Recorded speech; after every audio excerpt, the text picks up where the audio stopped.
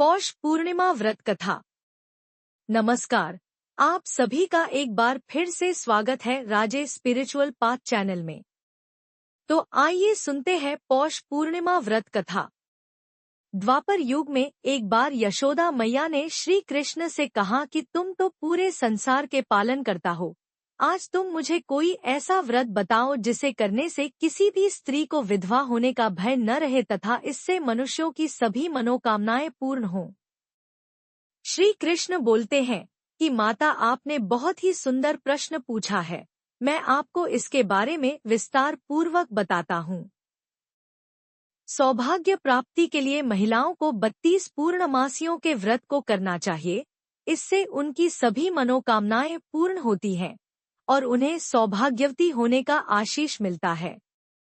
अब मैं आपको इससे जुड़ी हुई कथा सुनाता हूँ। इस भूमंडल पर एक अत्यंत प्रसिद्ध राजा चंद्रहास से पालित अनेक प्रकार के रत्नों से परिपूर्ण कातिका नाम की एक नगरी थी। वहां पर धनेश्वर नाम का एक ब्राह्मण था और उसकी पत्नी अति सुशीला रूपवती थी। दोनों ही उस नगरी में बड़े प्रेम के साथ रहते थे। घर में धन धान्य आदि की कमी नहीं थी, लेकिन उनको एक बड़ा दुख था कि उनकी कोई संतान नहीं थी। इस कष्ट से वह अत्यंत दुखी रहते थे। एक दिन एक बड़ा तपस्वी योगी उस नगरी में आया।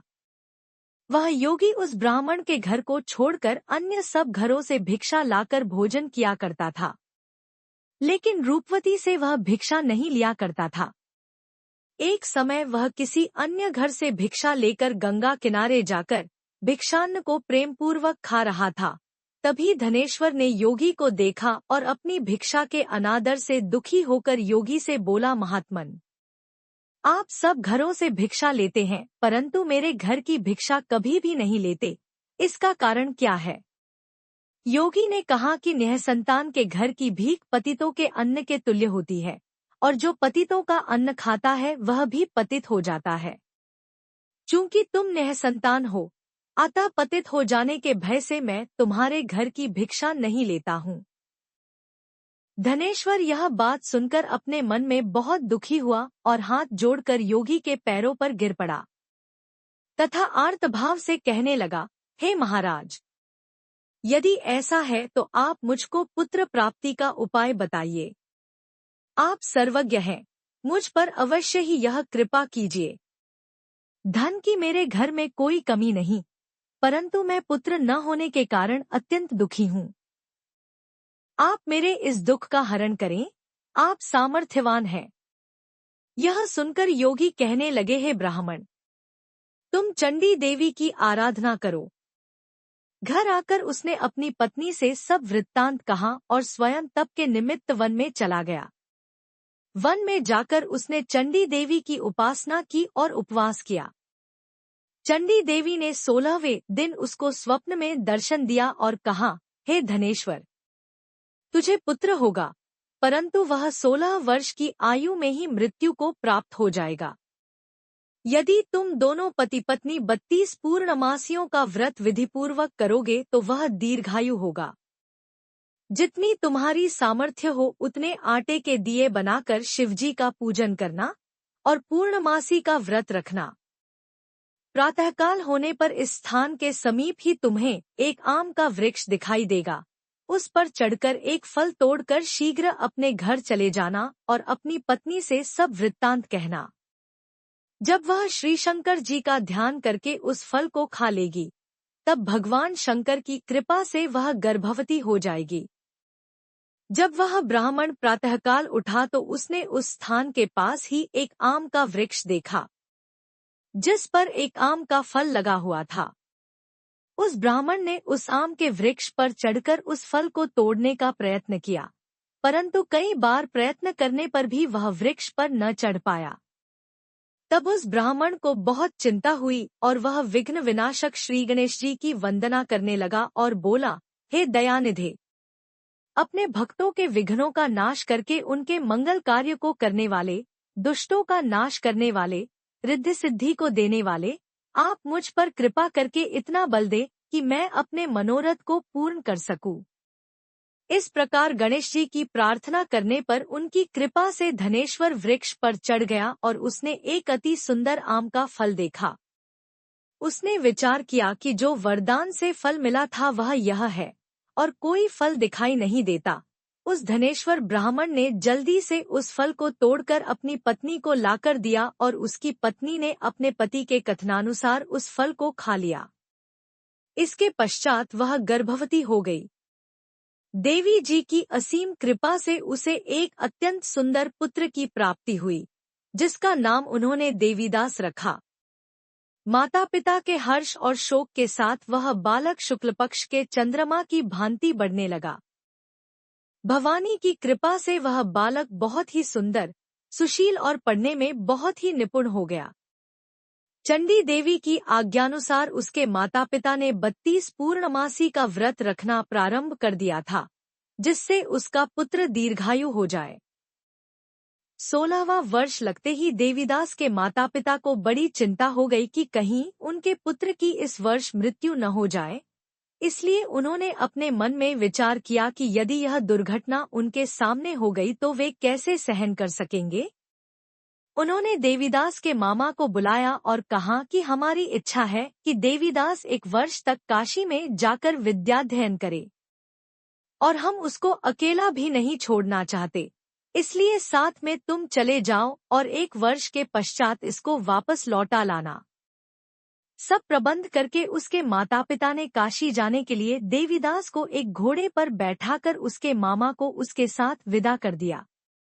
धनेश्वर ने अपनी पत्नी के साथ अपने पुत्र की मंगल कामना तथा दीर्घायु के लिए भगवती दुर्गा की आराधना और पूर्णमासियों का व्रत करना आरंभ कर दिया। इस प्रकार उन्होंने 32 पूर्णमासी का व्रत पूरा किया। कुछ समय पश्चात एक दिन वह दोनों मामा और भांजा मार्ग में रात्रि बिताने के लिए किसी ग्राम में ठहरे हुए थे। उस दिन उस गांव में एक ब्राह्मण की अत्यंत सुंदरी, सुशीला, विदुषी और गुणवती कन्या का विवाह होने वाला था। जिस धर्मशाला के अंदर वर और उसकी बारात ठहरी हुई थी, उसी धर्मशाला में देवीदास और उसके मामा भी ठहरे हुए थे। संयोगवश कन्या को तेल आदि चढ़ाकर मंडप आदि का कृत्य किया जा रहा था, लेकिन लग्न के समय वर को धनुर्वात, एक वायुरोग जिसमें शरीर धनुष की तरह झुककर टेढ़ा हो जाता है, हो गया। इस कारण वर के पिता ने अपने कुटुंबियों से परामर्श करके निश्चय किया कि यह देवीदास मेरे पुत्र जैसा ही सुंदर है, मैं इसके साथ ही लग्न करा देता हूँ और बाद में विवाह के अन्य कार्य मेरे लड़के के साथ हो जाएंगे। ऐसा सोचकर उन्होंने देवीदास के मामा से जाकर बोला कि तुम थोड़ी देर के लिए अपने भांजे को हमें दे दो, जिससे विवाह के लग्न के सारे कृत्य सुचारू रूप से हो सके। तब उसका मामा कहने लगा कि जो कुछ भी कन्यादान के समय वर को मिले वह सब हमें दे दिया जाए, तो मेरा भांजा इस बारात का दूल्हा बन जाएगा। यह बात वर के पिता ने स्वीकार कर ली और उसने अपने भांजे को वर बनने के लिए भेज दिया, और उसके साथ सब विवाह कार्य रात्रि में विधिपूर्वक संपन्न हो गया। पत्नी के साथ वह भोजन न कर सका और अपने मन में सोचने लगा कि न जाने यह कैसी स्त्री होगी। वह एकांत में इसी सोच में पड़ गया तथा उसकी आंखों में आंसू आ गए। तब वधू ने पूछा कि क्या बात है, आप इतने उदासीन व दुखी क्यों हो रहे हैं। तब उसने सब बातें जो वर के पिता व उसके मामा में हुई थी उसको बतला दी। तब कन्या कहने लगी कि यह ब्रह्मा विवाह के विपरीत कैसे हो सकता है। देव, ब्राह्मण और अग्नि के सामने मैंने आपको ही अपना पति बनाया है, इसलिए आप ही मेरे पति हैं। मैं आपकी ही पत्नी रहूंगी, किसी अन्य की कदापि नहीं। तब देवीदास ने कहा, ऐसा मत करिए, क्योंकि मेरी आयु बहुत कम है। मेरे पश्चात आपकी क्या गति होगी, इन बातों को अच्छी तरह विचार लो। परंतु वह दृढ़ विचार वाली स्त्री थी, बोली कि जो आपकी गति होगी वही मेरी गति होगी। हे स्वामी, आप उठिए और भोजन करिए, आप निश्चय ही भूखे होंगे। इसके बाद देवीदास और उसकी पत्नी दोनों ने भोजन किया तथा शेष रात्रि वे सोते रहे। प्रातःकाल देवीदास ने अपनी पत्नी को 3 नगों से जड़ी हुई एक अंगूठी दी, एक रुमाल दिया और बोला, हे प्रिय, इसे लो और संकेत समझकर स्थिर चित्त हो जाओ। मेरा मरण और जीवन जानने के लिए एक पुष्पवाटिका बना लो। उसमें सुगंधी वाली एक नवमल्लिका लगा लो। उसको प्रतिदिन जल से सींचा करो और आनंद के साथ खेलो कूदो तथा उत्सव मनाओ। जिस समय और जिस दिन मेरा प्राणांत होगा, ये फूल सूख जाएंगे और जब ये फिर हरे हो जाएं, तो जान लेना कि मैं जीवित हूँ। यह समझा कर वह चला गया। प्रातःकाल होते ही वहां पर गाजे बाजे बजने लगे और जिस समय विवाह के कार्य समाप्त करने के लिए वर तथा सब बाराती मंडप में आए तो कन्या ने वर को भली प्रकार से देखकर अपने पिता से कहा कि यह मेरा पति नहीं है। मेरा पति वही है जिसके साथ सत्र में मेरा पाणिग्रहण हुआ था। इसके साथ मेरा विवाह नहीं हुआ है। यदि यह वही है तो बताए कि मैंने इसको क्या दिया। मधुपर्क और कन्यादान के समय जो मैंने भूषणादि दिए थे उन्हें दिखाएं तथा रात में मैंने क्या गुप्त बातें कही थी वह सब सुनाए। पिता ने उसके कथनानुसार वर को बुलवाया गया। कन्या की यह सब बातें सुनकर वह कहने लगा कि मैं कुछ नहीं जानता। इसके पश्चात लज्जित होकर वह वहां से चला गया और सारी बारात भी अपमानित होकर वहां से लौट गई। भगवान श्री कृष्ण बोले, हे माता। इस प्रकार देवीदास काशी विद्याध्ययन के लिए चला गया। जब कुछ समय बीत गया तो काल से प्रेरित होकर एक सर्प रात्रि के समय उसको डसने के लिए वहां पर आया। उस विषधर के प्रभाव से उसके शयन का स्थान चारों ओर से विष से विषैला हो गया, परंतु व्रत के प्रभाव से उसको काट न पाया, क्योंकि पहले ही उसकी माता ने 32 पूर्णिमा का व्रत कर रखा था। इसके बाद मध्याह्न के समय स्वयं काल वहां पर आया और उसके शरीर से उसके प्राणों को निकालने का प्रयत्न करने लगा, जिससे वह मूर्छित होकर पृथ्वी पर गिर पड़ा। भगवान की कृपा से उसी समय पार्वती जी के साथ भगवान शंकर वहां पर आ गए। उसको मूर्छित दशा में देखकर पार्वती जी ने भगवान शंकर से प्रार्थना की कि हे प्रभु, इस बालक की माता ने पहले 32 पूर्णिमा का व्रत किया था, जिसके प्रभाव से हे भगवान आप इसको प्राण दान दे। भवानी के कहने पर भक्तवत्सल भगवान शिव ने उसको प्राण दान दे दिया। इस व्रत के प्रभाव से काल को भी पीछे हटना पड़ा और देवीदास स्वस्थ होकर बैठ गया। उधर उसकी पत्नी उसके काल की प्रतीक्षा किया करती थी। जब उसने देखा कि उस पुष्प वाटिका में पत्रपुष्प कुछ भी नहीं रहे, तो उसको अत्यंत आश्चर्य हुआ, और जब वह वैसे ही हरी भरी हो गई तो वह जान गई कि वह जीवित हो गए हैं। यह देखकर वह बहुत प्रसन्न मन से अपने पिता को कहने लगी कि पिताजी, मेरे पति जीवित हैं, आप उनको ढूंढना शुरू करें।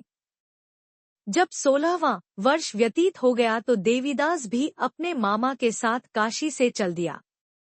इधर उसके ससुर उसे ढूंढने के लिए अपने घर से जाने वाले ही थे कि वह दोनों मामा भांजा वहां पर आ गए। देवीदास को आता देखकर उसका ससुर बड़ी प्रसन्नता के साथ अपने घर में ले आया। उस समय नगर के निवासी भी वहां इकट्ठे हो गए और सबने निश्चय किया कि अवश्य ही इसी बालक के साथ इस कन्या का विवाह हुआ था। उस बालक को जब कन्या ने देखा तो पहचान लिया और कहा कि यह तो वही है जो संकेत करके गया था। तदुपरांत सभी कहने लगे कि भला हुआ जो यह आ गया, और सब नगरवासियों ने आनंद मनाया। श्री कृष्ण जी कहने लगे कि इस प्रकार धनेश्वर 32 पूर्णिमाओं के व्रत के प्रभाव से पुत्रवान हो गया। जो भी स्त्रियां इस व्रत को करती हैं, वे जन्म जन्मांतर में वैधव्य का दुख नहीं भोगती और सदैव सौभाग्यवती रहती हैं। यह मेरा वचन है, इसमें कोई संदेह नहीं है। यह व्रत पुत्र पौत्रों को देने वाला तथा संपूर्ण मनोकामनाओं को पूर्ण करने वाला है। 32 पूर्णिमाओं के व्रत करने से व्रती की सब इच्छाएं भगवान शिवजी पूर्ण करते हैं। तो इस प्रकार पौष पूर्णिमा व्रत कथा समाप्त हुई। जय श्री कृष्ण। कहानी सुनने वालों का भी भला और सुनाने वालों का भी भला। यदि आपको वीडियो पसंद आया है तो कमेंट बॉक्स में जय श्री कृष्ण लिखना ना भूलें। आप सभी का हार्दिक धन्यवाद। जय श्री कृष्ण। ऐसी और वीडियोस के लिए हमारे चैनल राजेश स्पिरिचुअल पाथ को सब्सक्राइब करें। धन्यवाद।